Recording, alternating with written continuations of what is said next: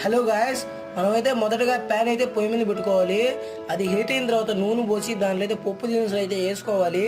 వేసుకున్న తర్వాత వాటిని అయితే బాగా వాడ్చాలి. వాడ్చిన తర్వాత మనం కట్ చేసి పెట్టుకున్న ఆనియన్స్, పచ్చిమిరపకాయలు, కరివేపాకు అయితే వేసుకొని బాగా ద్వారగా వేగేంత వరకు వేసుకుంటాము. తర్వాత మనం కట్ చేసి పెట్టుకున్న పొటాటోస్ని దాంట్లో వేసి దాన్ని కొద్దిగా ఉప్పు వేసుకుంటే అది కొంచెం బాగా హీట్ వల్ల అది బాగా వేగుతాయి. తర్వాత కొద్దిసేపటి తర్వాత మనం ఇంట్లో ఉంటుంది కదా మిరప్పొడి, ఆ మిరప్పొడి వేయాలి.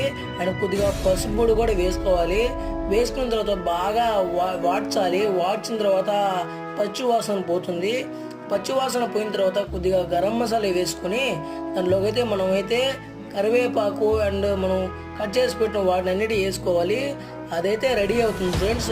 చాలా అంటే చాలా బాగుంటుంది. ఈ వీడియో మీకు నచ్చినట్లయితే లైక్ చేయండి, షేర్ చేయండి, సబ్స్క్రైబ్ చేయడం మాత్రం మర్చిపో